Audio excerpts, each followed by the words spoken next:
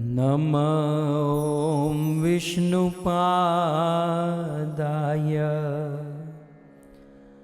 कृष्णप्रेष्ठाय भूतले श्रीमते भक्तिवेदान्त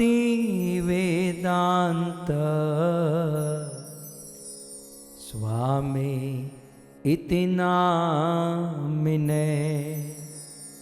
नमस्ते सारस्वते देवे गौरवाणी प्रचारिणे निर्विशेष शून्यवादी पाश्चात्य देशतारिणे। जय श्री कृष्ण चैतन्य प्रभु नित्यानंद श्री अद्वैत गदाधर श्रीवासादि श्री गौर भक्तवृंद। हरे कृष्णा कृष्णा कृष्णा हरे हरे, हरे राम राम राम हरे हरे। श्री पुरुषोत्तम मास के जगत गुरु श्रील प्रभुपाद की। हरे कृष्णा। सो पवित्र पुरुषोत्तम मास।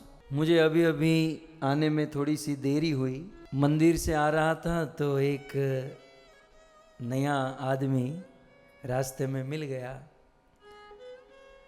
और वो मुझे कहने लगा कि आपके मंदिर में कीर्तन बहुत होता है नहीं?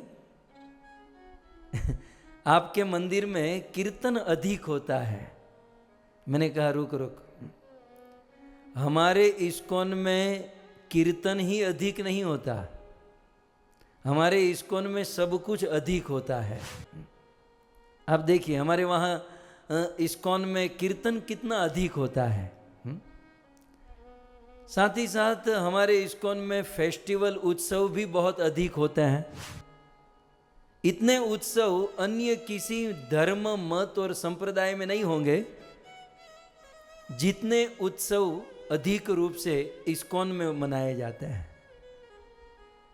अन्य जगहों पर केवल राम जन्म उत्सव, कृष्ण जन्म उत्सव, दैट्स इट। हमारे यहाँ तो राम जन्म उत्सव, कृष्ण जन्म उत्सव, गौर पूर्णिमा उत्सव, वराह जयंती, नरसिंह जयंती, आचार्य के आविर्भाव, तिरोभाव, लगभग रोज कुछ ना कुछ उत्सव होता है। तो ये चर्चा थोड़ी लंबी चल गई। उसने केवल इतना ही कहा कि आपके इस्कॉन में कीर्तन बहुत अधिक होता है।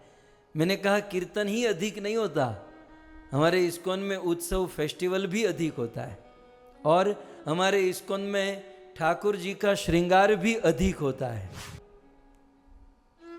आप देखोगे हमारे यहाँ भगवान के जो श्रृंगार होते हैं, सुबह मंगला आरती में अलग, श्रृंगार आरती में अलग, शयन आरती में अलग, और ठाकुर जी को जो सजाया जाता है।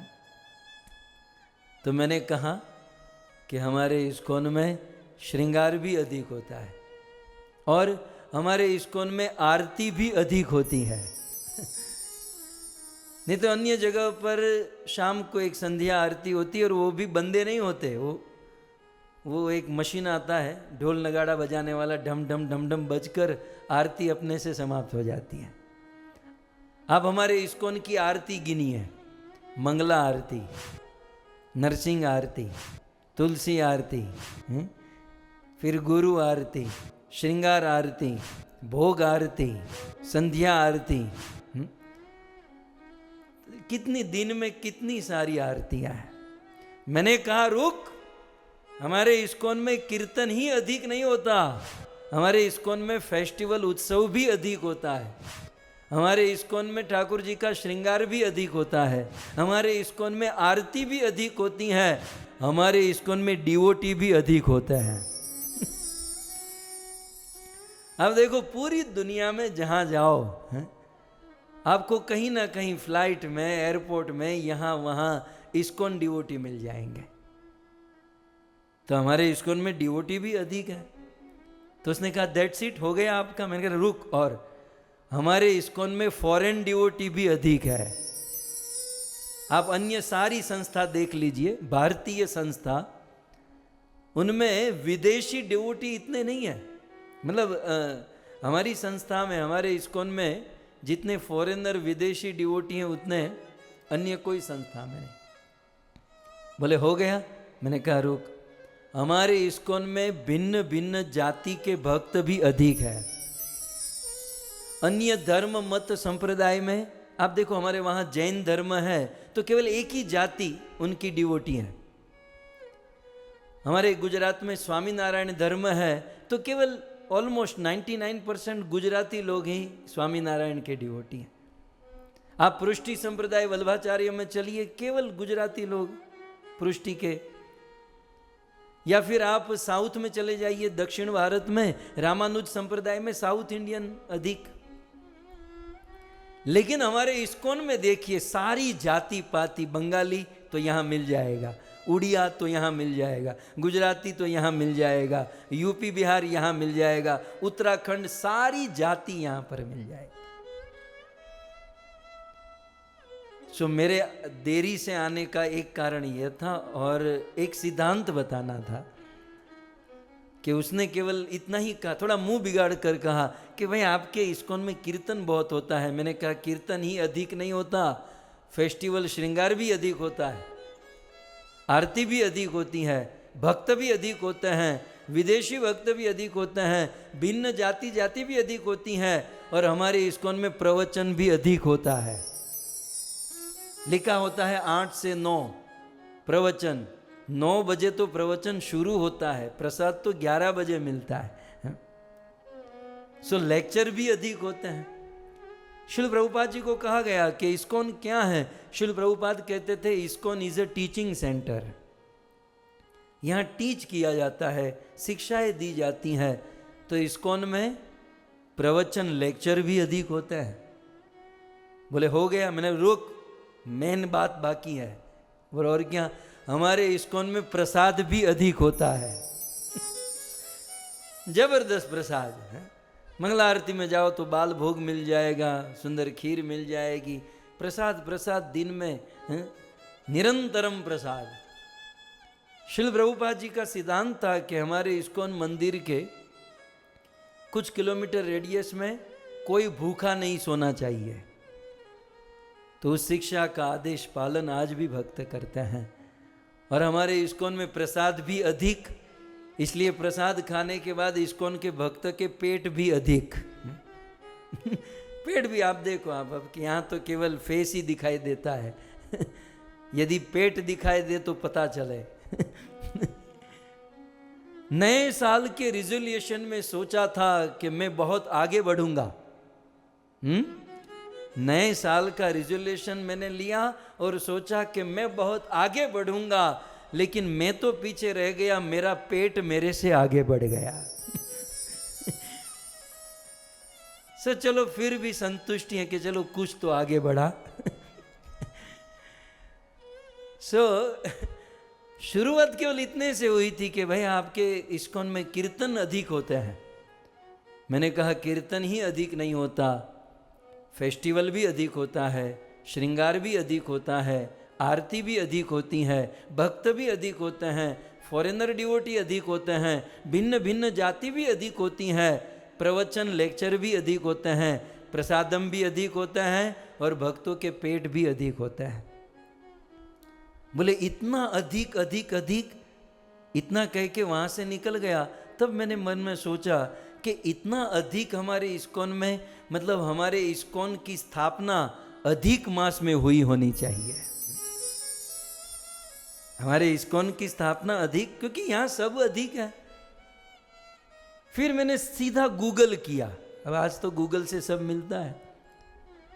तो गूगल से ये जानने मिला कि इनकॉर्पोरेटिंग इस्कॉन 13 जुलाई 1966 में हुआ। ओके, इस्कॉन की स्थापना 1966 में हुई, बराबर है, आपने देख लिया।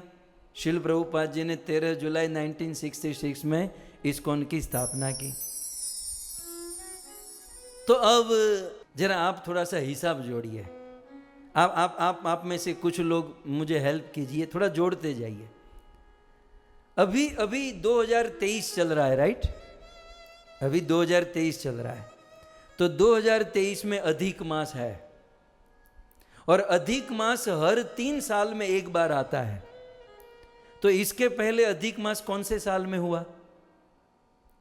2023 में 2 साल माइनस करो तो तीसरे साल मतलब अधिक मास होगा, मतलब 2020 में। 2023 के पहले तीसरे साल, पूर्व 3 साल 2020 में अधिक मास था। ओके, 2020 के पहले 3 साल माइनस करो तो 2017 में था। 2017 में 3 साल माइनस करो तो कौन सा आता है? 2014 में था। 2014 से 3 साल पीछे चले जाओ तो 2011 में। 2011 से 3 साल पीछे चले जाओ 2008। 2008 से 3 साल पीछे 2005। 2005 से 3 साल पीछे का अधिक मास कब आया? 2002 में। 2002 से 3 साल पीछे चले जाओ, अधिक मास 1999 में। अब आगे की गिनती आप देखिए, 1999 से 3 साल पीछे चले जाइए तो क्या होगा? 1996। 1996 से 3 साल पीछे चले जाइए तो होगा 1993। 1993 से 3 साल पीछे चले जाइए तो होगा 1990। 1990 से 3 साल पीछे का अधिक मास कब हुआ होगा? 1987 में। ओके, 1987 से पहले अधिक मास कब हुआ होगा? 1984 में। 1984 से 3 साल पीछे अधिक मास कब हुआ? 1981 में। 1981 से 3 साल पीछे 1978। 1978 से 3 साल पीछे 1975। 1975 से 3 साल पीछे अधिक मास 1972 में था, और 1972 से 3 साल पीछे तो अधिक मास 1969 में होगा, और 1969 में अधिक मास था तो 3 साल पीछे 1966 में अधिक मास। Therefore, इसलिए इस तत्व के अनुसार अधिक मास 1966 में था, और 1966 में शिल प्रभुपाद जी ने एक ऐसा घर बनाया जिसमें पूरी दुनिया रह सकती है। इसका अर्थ यह हुआ कि इस्कॉन की स्थापना अधिक मास में हुई है। हो सकता है शायद इस्कॉन वाले भी न जानते हो लेकिन आज समझ में आ गया। तो क्योंकि 1966 में श्रील प्रभुपाद जी ने इस्कॉन की स्थापना की, और उस समय अधिक मास था, और क्योंकि अधिक मास में ये इस्कॉन की स्थापना हुई, इसलिए हम देख सकते हैं कि हमारे इस्कॉन में सब अधिक है। प्रसाद भी अधिक, पूजा भी अधिक, भक्त भी अधिक है, सब कुछ अधिक है। सो ऐसा पावन अधिक मास जिसमें इस सुंदर संस्था की स्थापना हुई, और हम सब लोग इससे प्रभावित होकर आज भगवत भजन में लगे हैं। तो ऐसे पावन पवित्र पुरुषोत्तम मास की महिमा हम इस पुरुषोत्तम मास में श्रवण कर रहे हैं। आइए पद्म पुराण के 18वें अध्याय में भगवान श्री विष्णु 17वें अध्याय में बता चुके हैं अधिक मास की महिमा क्या है, कितनी है।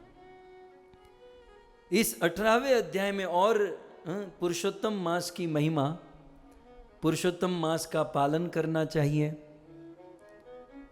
श्री विष्णु उवाच, भगवान विष्णु आगे कहते हैं इस पद्म पुराण पुरुषोत्तम महात्म्य के 18वें अध्याय में, कहते हैं कि हे सुदेव, इस मास में एक दिन भी जिसने नारायण के आगे दीपदान नहीं किया, इस पुरुषोत्तम मास में एक भी दिन भगवान नारायण के आगे दीप अर्पण नहीं किया, वो सबसे बड़ा मंदभागी माना जाएगा।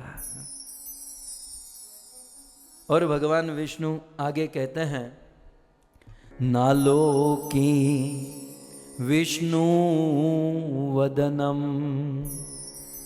दीप ज्योति प्रकाशितम व्याधितो मूर्ख षड सर्वत्र निंदितः। ना लोकी विष्णु वदनम, संधि विच्छेद करेंगे ना तो होगा न आलोकी। आलोकना माने देखना, दर्शन करना। सो स्वयं भगवान विष्णु कहते हैं कि न आलोकी माने नहीं देखता है किसको? विष्णु वदनम, भगवान विष्णु के वदन को, भगवान श्री विष्णु के मुख कमल को, प्रभु की सुंदर सी छवि को यदि कोई नहीं देखता है। कथम भूतम वदनम, भगवान विष्णु का वदन, भगवान श्री विष्णु का मुख कैसा है? तो कहते हैं दीप ज्योति प्रकाशितम।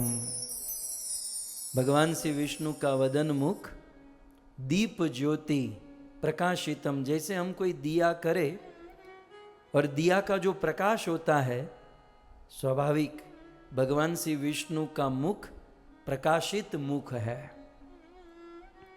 श्रीमद् भागवत के अष्टम स्कंद के 6 अध्याय में शुकदेव जी ने तो यहां तक कह दिया, तेषाम आविर्भूत राजन सहस्त्र अर्क दयोद्युति ही। जब देवी देवताओं के बीच में भगवान विष्णु प्रकट हुए, तेषाम आविर्भूत, तो भगवान विष्णु कितने प्रकाशमान हो रहे थे? सहस्त्र अर्क, 1000 सूर्य जब एक साथ उदित हो जाए और उससे जितना प्रकाश निकलता है उतना प्रकाश भगवान विष्णु के वदन से, मुख से निकल रहा था।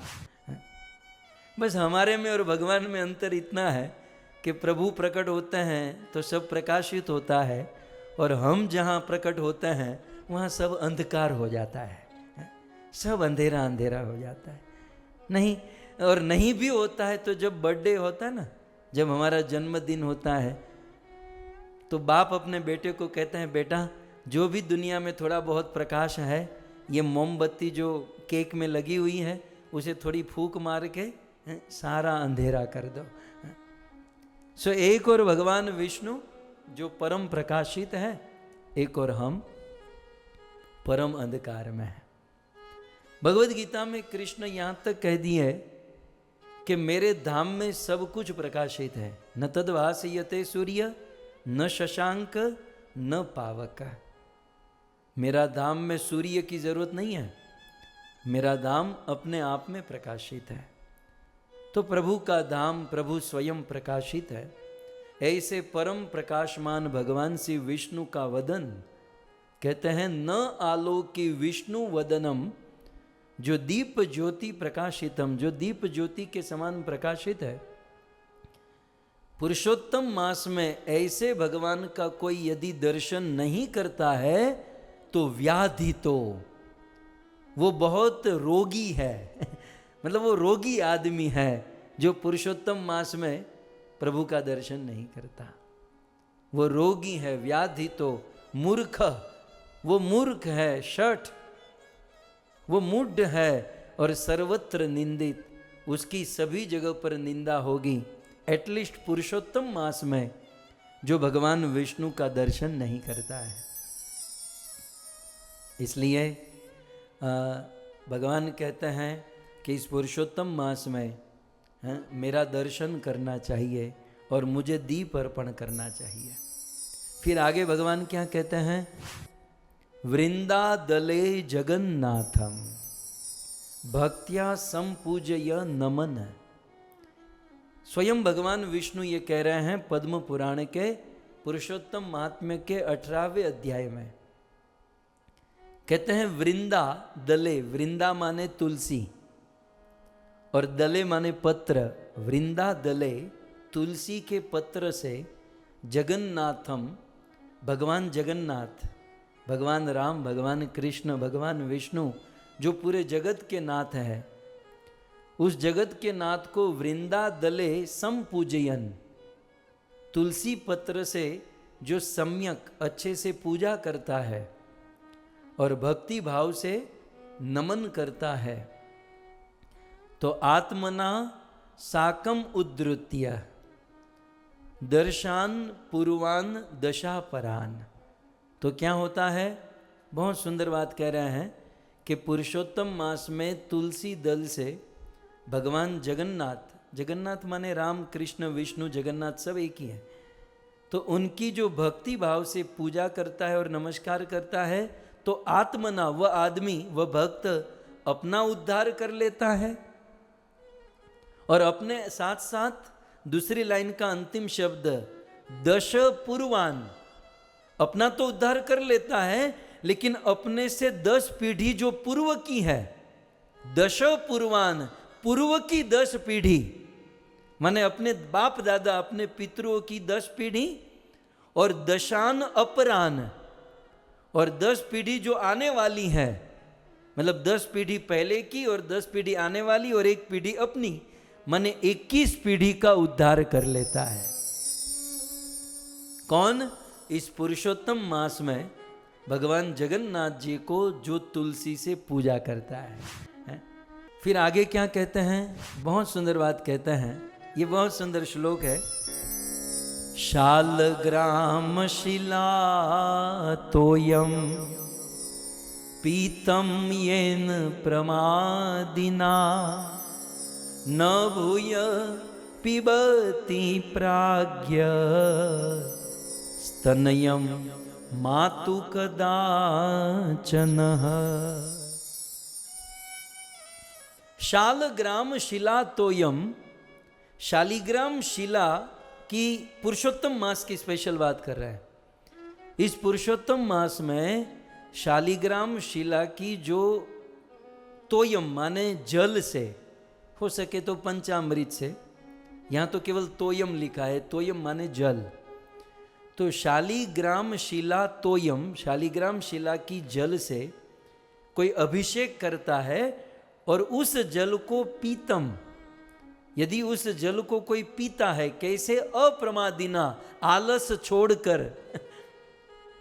एक्चुअली शालिग्राम शिला की सेवा पूजा में क्या आलस है? भगवान के अन्य विग्रहों की सेवा पूजा में तो बहुत श्रृंगार, ये वो बहुत कुछ कॉम्प्लिकेशन होता है। शालिग्राम शिला तो और कृपालु है, लेकिन कलयुग का जीव इसमें भी प्रमाद करता है, आलस करता है। इसलिए यहाँ पर भगवान विष्णु कहते हैं अप्रमादिना, सारे प्रमाद आलस को त्याग कर शालिग्राम शिला का अभिषेक करके, तोयम, उस अभिषेक के जल को यदि कोई पीतम पीता है, बहुत सुंदर ये बंध है, कवित्व है कि यदि कोई शालिग्राम शिला का अभिषेक करके उस अभिषेक जल को पीता है तो न भूय पिबंती, तो उसे पीना नहीं पड़ता, दूसरा जन्म लेकर माँ का दूध नहीं पीना पड़ता। शालिग्राम शिला का जल यदि पी लिया तो दूसरे जन्म में माता का दूध नहीं पीना पड़ेगा। इसका अर्थ, ऐसे माता का दूध तो अच्छा है, लेकिन अर्थ यह है कि दूसरा जन्म लेना ही नहीं पड़ेगा।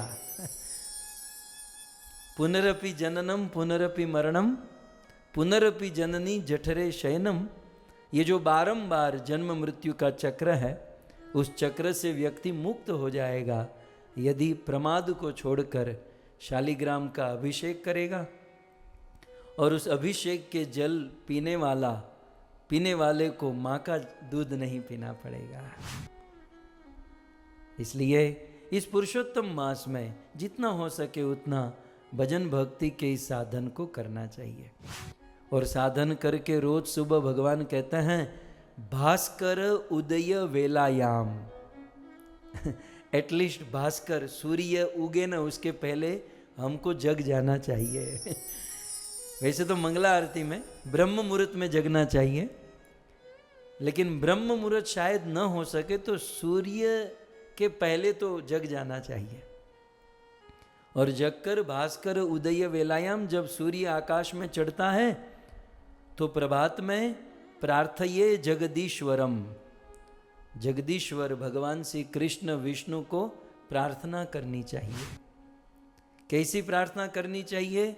देव देव जगत अस्मिन, जगत स्वामिन, हे देवताओं के देव, हे जगत के स्वामी, प्रसिद्ध जगदीश्वर, हे जगदीश्वर मुझ पर आप प्रसन्न हो जाइए। क्यों? तो ये बोलना है, कृत अनेन में देव, हे देव इस पुरुषोत्तम मास में मुझसे जितना भी बन पड़ा, मुझे जितना भी अमृत चर्चा में लाल गोविंद दास से सुना जितना समझा, जितना भी बन पड़ा उतना मैंने किया।